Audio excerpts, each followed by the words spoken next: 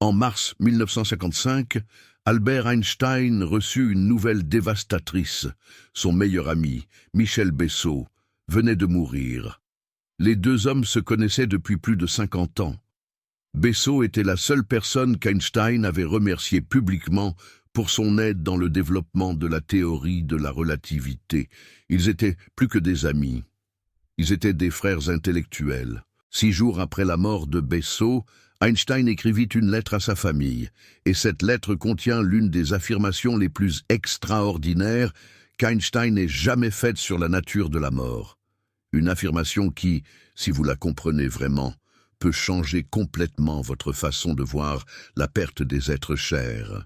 Einstein écrivit « Maintenant il est parti de ce monde étrange un peu avant moi, cela ne signifie rien. Pour nous, physiciens convaincus, la distinction entre passé, présent et futur n'est qu'une illusion, bien que persistante. Relisez ça. Einstein dit que la mort de son meilleur ami ne signifie rien, parce que pour ceux qui comprennent la physique, le temps ne fonctionne pas comme nous le pensons. La séparation entre ce qui fut, ce qui est et ce qui sera n'existe pas dans la réalité. C'est juste une illusion créée par notre conscience. Et si c'était vrai, les personnes que vous avez perdues n'ont pas disparu. Elles existent toujours, quelque part dans le tissu de l'espace-temps. Elles vivent leur vie exactement comme avant. C'est vous qui ne pouvez plus les atteindre depuis votre position dans le temps. Cela semble fou au premier abord. On dirait le genre de choses que quelqu'un dit pour se consoler après une perte. Mais ce n'est pas ce qu'Einstein a fait.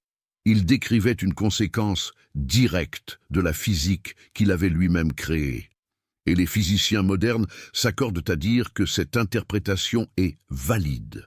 Dans les prochaines minutes, je vais vous montrer exactement ce qu'Einstein voulait dire et pourquoi la science la plus rigoureuse dont nous disposons suggère que vos proches qui sont décédés n'ont pas cessé d'exister. Ils se trouvent juste dans un endroit du temps que vous ne pouvez plus visiter.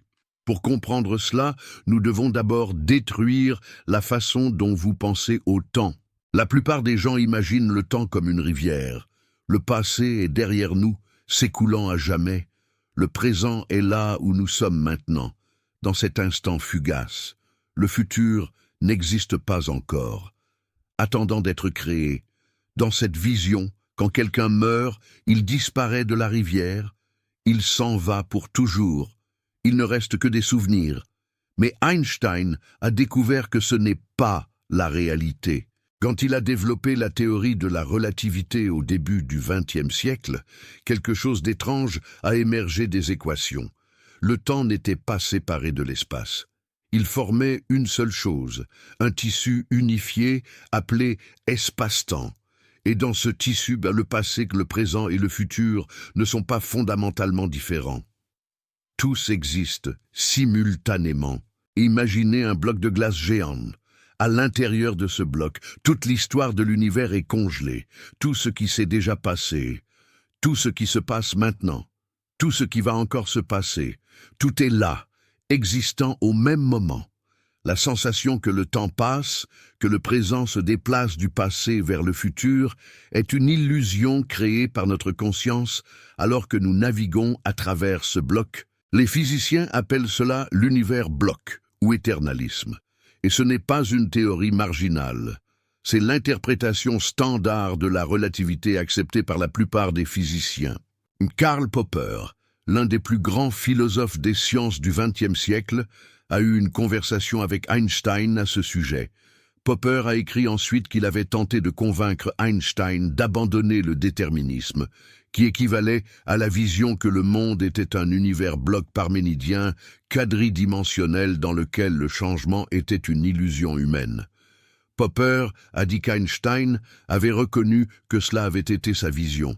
Parménidien se réfère à Parménide, un philosophe grec ancien qui soutenait que le changement et le mouvement sont des illusions. Einstein, à travers la physique, est arrivé à une conclusion similaire 2500 ans plus tard. Et voici l'implication dévastatrice pour notre compréhension de la mort. Si le passé existe vraiment, aussi réel que le présent, Alors les personnes qui sont mortes n'ont pas cessé d'exister, elles continuent d'exister dans leur moment du passé. Votre grand-mère qui est décédée il y a 10 ans est toujours vivante en 2014. Votre ami qui est parti l'année dernière est toujours en train de rire d'une blague en mars dernier. Ils n'ont pas été détruits.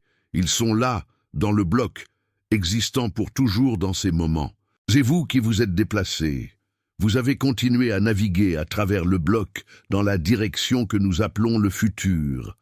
Et depuis votre position actuelle, vous ne pouvez plus interagir avec eux. Mais cela ne signifie pas qu'ils n'existent pas. Cela signifie simplement que vous êtes dans un endroit différent dans le temps. C'est comme si vous étiez à Paris et que quelqu'un que vous aimez était à New York. Vous ne pouvez pas la voir. Vous ne pouvez pas la toucher. Mais elle existe. Elle est là, vivant sa vie, aussi réelle que vous. La distance dans l'espace ne la rend pas moins réelle. La physique d'Einstein suggère que la même chose est vraie pour la distance dans le temps. Quelqu'un dans le passé n'est pas moins réel que quelqu'un dans un autre endroit dans l'espace. La barrière qui nous sépare d'eux n'est pas existence versus non-existence. C'est simplement notre incapacité à voyager librement dans le temps comme nous voyageons dans l'espace. Mais attendez, cela soulève une question évidente. Einstein croyait-il vraiment à cela? Pensait-il vraiment que ses proches qui étaient décédés continuaient d'exister? Ou utilisait-il simplement des métaphores pour consoler une famille en deuil? La réponse est compliquée et fascinante. Einstein avait des visions apparemment contradictoires sur la mort et l'immortalité. D'un côté, il était explicitement sceptique quant à l'immortalité personnelle. Il a écrit « Je ne crois pas à l'immortalité de l'individu, et je considère l'éthique comme une préoccupation exclusivement humaine, sans aucune autorité surhumaine derrière elle. » Ailleurs, il a dit « Je ne peux pas non plus croire que l'individu survit à la mort de son corps, bien que les âmes faibles nourrissent de telles pensées par peur ou par égoïsme ridicule. » Des mots durs. Einstein ne croyait clairement pas en une âme qui monte au ciel. Il ne croyait pas que vous, en tant qu'individu conscient, continuez d'exister après la mort de votre corps. Il voyait ces croyances comme des illusions créées par la peur. Mais alors, comment expliquer la lettre à Bessot? Comment réconcilier l'idée que la mort ne signifie rien avec le rejet de l'immortalité personnelle? La réponse est de comprendre exactement ce qu'Einstein voulait dire. Il ne disait pas que Bessot, en tant que conscience individuelle, continuerait d'exister après la mort. Il disait que le moment dans le temps où Bessot a existé continue d'exister. La tranche de l'univers bloc qui contient Bessot vivant est aussi réelle que la tranche qui contient vous en train de lire ceci maintenant. C'est une forme différente d'immortalité. Ce n'est pas l'immortalité d'une âme éternelle, c'est l'immortalité du moment. Chaque instant de votre vie existe pour toujours dans le tissu de l'espace-temps. Vous ne disparaissez pas quand vous mourrez. Vous arrêtez d'accumuler de nouveaux moments, mais chaque instant que vous avez vécu demeure éternellement réel dans ce bloc. Albert Einstein l'a décrit en d'autres termes. Il a dit « Il existe 2 types d'immortalité. Le premier vit dans l'imagination des gens et est donc une illusion. Il existe une immortalité relative qui peut conserver la mémoire d'un individu pendant quelques générations, mais il n'existe qu'une seule vraie immortalité à l'échelle cosmique, et c'est l'immortalité du cosmos lui-même. L'immortalité du cosmos, c'est ce que la physique d'Albert Einstein nous offre, pas que vous viviez éternellement comme une conscience individuelle, mais que les moments que vous avez vécus fassent partie intégrante de la structure de l'univers, aussi permanent que les lois de la physique, et pour quelqu'un en deuil, cela peut être profondément réconfortant. La personne que vous avez perdue n'a pas été effacée de l'existence. Les moments de joie que vous avez partagés n'ont pas été détruits. Ils existent, aussi réels maintenant qu'ils l'étaient quand ils se sont produits. C'est vous qui ne pouvez plus y accéder, mais ils sont là, éternellement préservés dans le tissu de l'univers. Mais voici où cela devient encore plus passionnant. Les physiciens contemporains ont développé ces idées d'une manière qu'Albert Einstein n'avait peut-être pas anticipée. Sabine Hossenfelder, une physicienne théoricienne, connue pour ses vidéos et ses livres de vulgarisation scientifique, affirme que l'information qui constitue une personne n'est jamais détruite. Elle explique, quand quelqu'un meurt, l'information qui formait sa personnalité se disperse en corrélation très subtile dans les restes de son corps, qui s'entrelacent avec toutes les particules autour et se répand lentement en radiation, qui se dispersent à travers le système solaire et finalement dans tout l'univers. L'information qui vous définit, tous les schémas qui font que vous êtes vous, ne sont pas détruits quand vous mourrez. Ils se dispersent, se répandent, mais restent une partie de l'univers. En théorie, avec suffisamment de connaissances, il serait possible de reconstruire n'importe qui ayant existé à partir des corrélations qu'ils ont laissées dans le cosmos. Cela ne signifie pas qu'il existe un moyen pratique de le faire. Cela ne signifie pas que nous allons ressusciter des gens d'entre les morts, comme dans la science-fiction. Mais cela signifie qu'à un niveau fondamental, la physique ne reconnaît pas la destruction complète de l'information. Tout ce qui a existé demeure. D'une certaine manière, Brian Greene, un autre physicien célèbre, explore ces idées dans ses livres. Il décrit l'univers bloc en détail, expliquant comment la relativité élimine tout moment privilégié que nous pourrions appeler maintenant. Chaque moment est également réel. Le moment où vous êtes né est aussi réel que ce moment-ci. Le moment où vous mourrez est aussi réel que les deux autres. Cela peut sembler perturbant. Si le futur existe déjà, avons-nous le libre arbitre? Si le passé est aussi réel que le présent, pourquoi ne pouvons-nous pas le changer? Ce sont des questions philosophiques profondes que les physiciens et les philosophes débattent encore.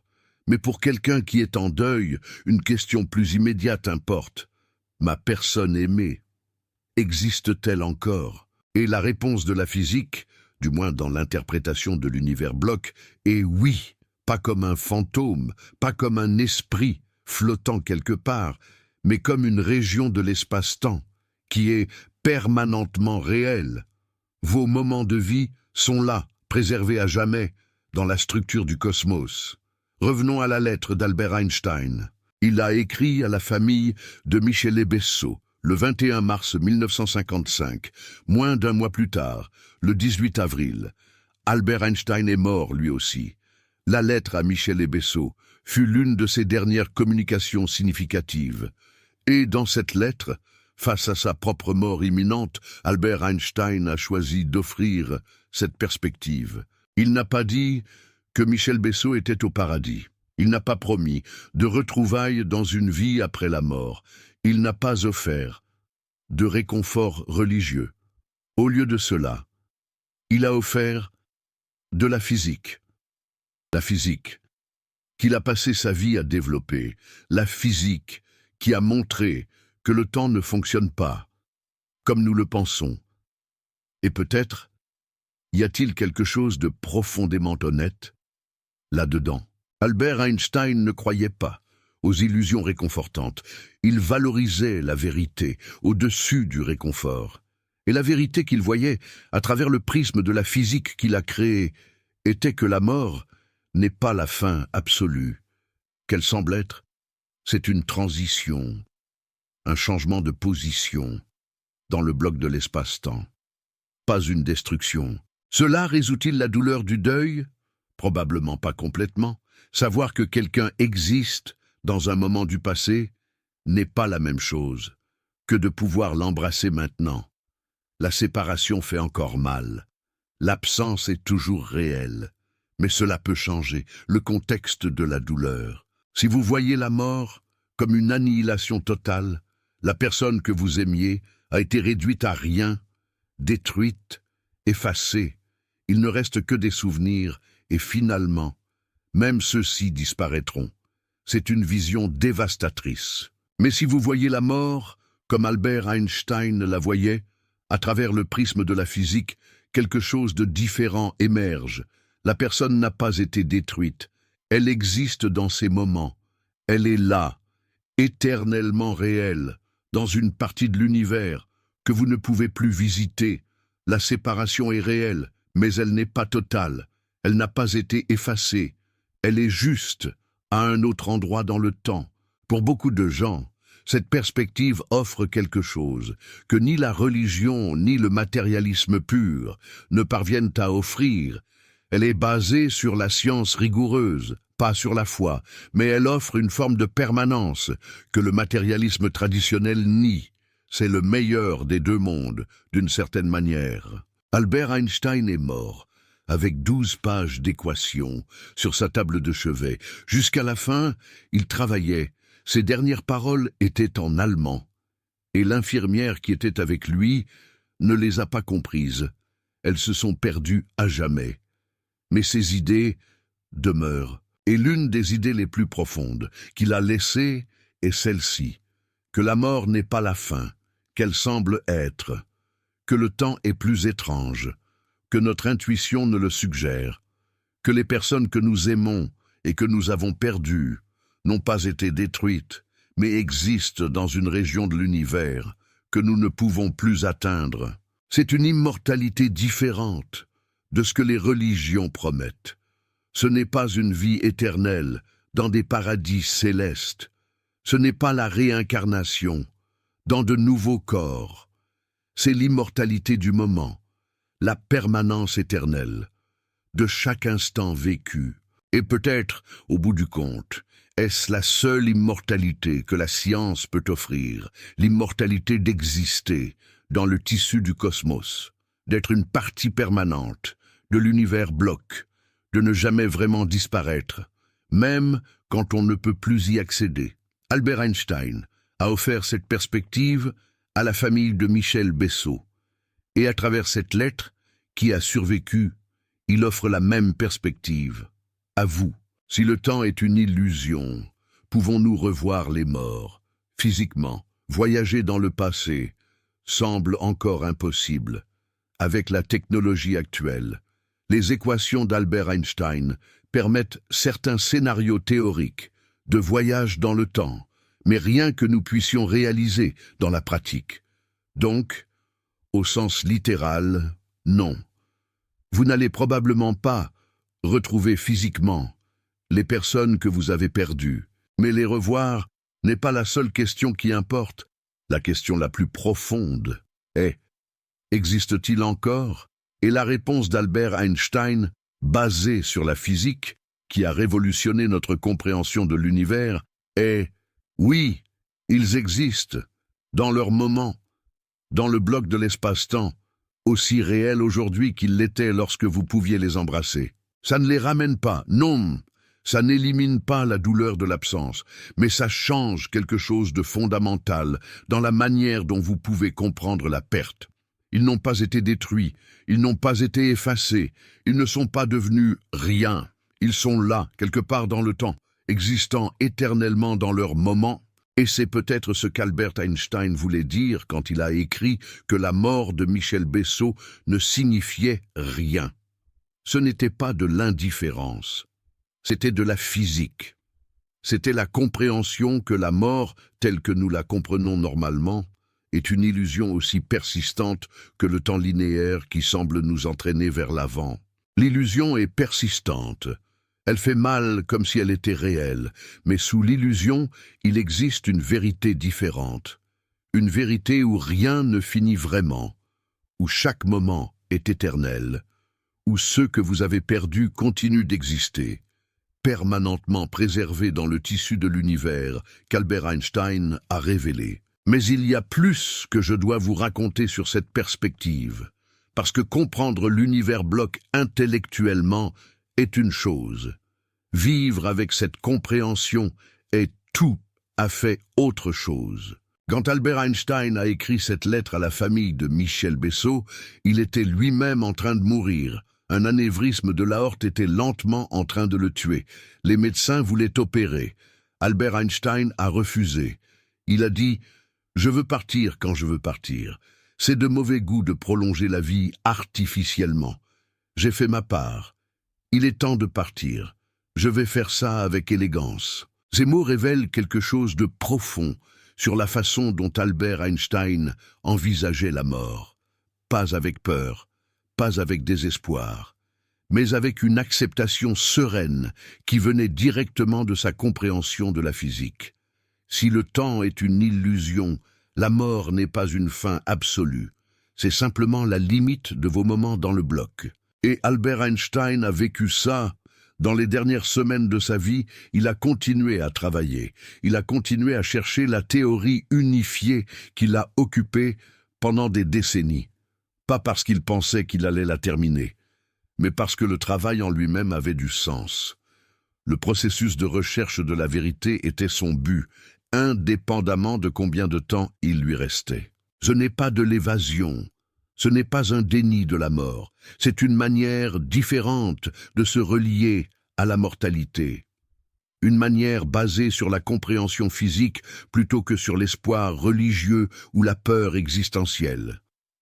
Laissez-moi vous donner un exemple pratique de comment cela peut changer votre perspective. Imaginez que vous avez perdu quelqu'un il y a 5 ans. Dans la vision conventionnelle du temps, cette personne n'existe plus. Tout ce qui reste, ce sont des souvenirs qui s'estompent graduellement. Avec le temps, vous oubliez le ton exact de sa voix. Vous oubliez de petits détails de son visage. La personne disparaît non seulement du monde, mais de votre propre esprit. Mais dans la vision de l'univers bloc, ce n'est pas ce qui arrive.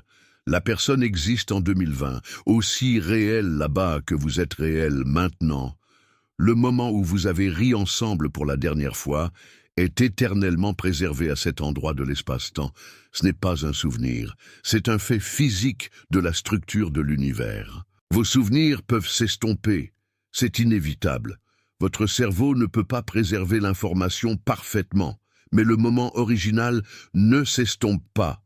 Il est là, permanent, partie du cosmos pour toujours. Cela change la façon dont vous pouvez vous relier à la perte.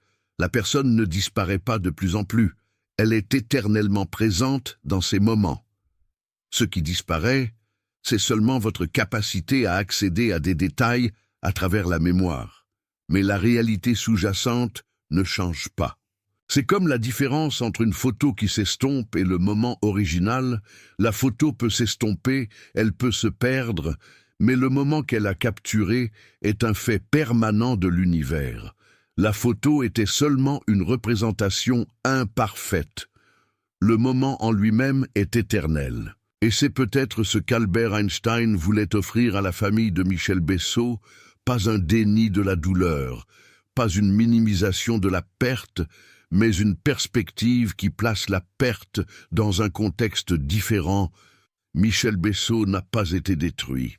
Il existe, dans ces moments, pour toujours. Cela nous amène à une question que vous vous posez peut-être. Si le passé est aussi réel que le présent, si les personnes qui sont mortes existent encore dans leur moment, existe-t-il une façon de les retrouver? Pouvons-nous voyager dans le temps? Pouvons-nous accéder à ces régions de l'espace-temps où nos êtres chers vivent encore? La réponse honnête est que nous ne savons pas. Les équations d'Albert Einstein permettent certains scénarios théoriques de voyage dans le temps. Courbes fermées de type temps, trous de verre, certaines configurations de masse et d'énergie qui pourraient en théorie permettre un mouvement vers l'arrière dans le temps. Mais aucun de ces scénarios n'est actuellement réalisable.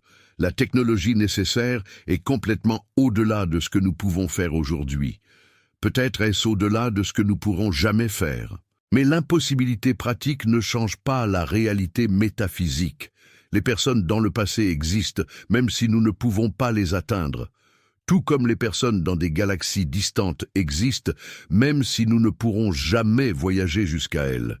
L'existence ne dépend pas de notre capacité d'accès. Et pour quelqu'un qui traverse un deuil, cette distinction importe. La question ne doit pas être « vais-je retrouver cette personne ?» La question peut être « cette personne continue-t-elle d'exister ?» Et la physique d'Albert Einstein suggère que oui, elle continue d'exister. dans ces moments, éternellement préservé dans le tissu de l'univers. Cela peut sembler abstrait, théorique, loin de la douleur réelle du deuil. Et il est vrai qu'aucune théorie physique ne va éliminer la douleur de perdre quelqu'un. L'absence fait mal, l'impossibilité d'embrasser, de converser, de partager de nouveaux moments. C'est réel et douloureux indépendamment de toute interprétation de la physique. Mais le contexte dans lequel vous traversez cette douleur peut tout changer. Si vous croyez que la personne a été complètement anéantie, réduite à rien, le deuil porte un poids de finalité absolue. Il n'y a pas de confort possible au-delà de souvenirs qui disparaîtront. Éventuellement. La personne devient de moins en moins réelle avec le temps, jusqu'à éventuellement ne plus exister même dans les souvenirs de ceux qui l'ont connue. Mais si vous comprenez ce qu'Albert Einstein comprenait, quelque chose de différent se passe. La personne existe, continue d'exister, dans une région de l'univers que vous ne pouvez pas atteindre, mais qui est aussi réelle que là où vous êtes maintenant. La séparation est réelle, mais elle n'est pas totale. Elle n'a pas été anéantie, elle est juste à un autre endroit dans le temps. Cela n'élimine pas la douleur, mais cela peut la transformer. La douleur cesse d'être pour quelque chose qui a été détruit et passe à être pour quelque chose qui est inaccessible. C'est une distinction subtile, mais profonde. C'est la différence entre pleurer une mort et pleurer une séparation. Vous regardez ça parce que vous avez probablement perdu quelqu'un, ou parce que vous pensez à votre propre mortalité, ou parce que quelque chose dans ce titre a résonné avec des questions que vous portez. Quelle que soit la raison, vous êtes arrivé jusqu'ici. Vous avez entendu une perspective que peu de chaînes discutent, une perspective basée sur la physique la plus rigoureuse que nous ayons. Avant de conclure, je dois vous demander quelque chose. Cette chaîne existe pour explorer des vérités profondes sur l'existence, la mort, le temps et la conscience. Des vérités qui sont souvent ignorées ou mal comprises. Produire ce type de contenu nécessite une recherche extensive et un temps significatif. Et rares sont les endroits sur Internet qui se consacrent à ces questions avec une telle profondeur. Si vous valorisez ce type de réflexion, si vous sentez que ce qui a été discuté ici a touché quelque chose de vrai en vous, envisagez de soutenir via le Super Thanks. Ce n'est pas une obligation, mais chaque soutien permet que je continue à créer des vidéos comme celle-ci et signifie que vous votez pour un type de contenu qui traite la mort et l'existence avec la sérieuse que ces sujets méritent. Maintenant, la conclusion qu'Albert Einstein nous a laissée. En 1955, quelques semaines avant de mourir, il a écrit à la famille de son meilleur ami, Michel Bessot.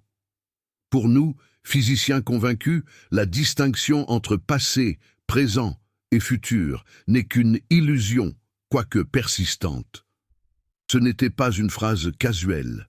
C'était le résumé d'une vie dédiée à comprendre la nature du temps et de l'univers.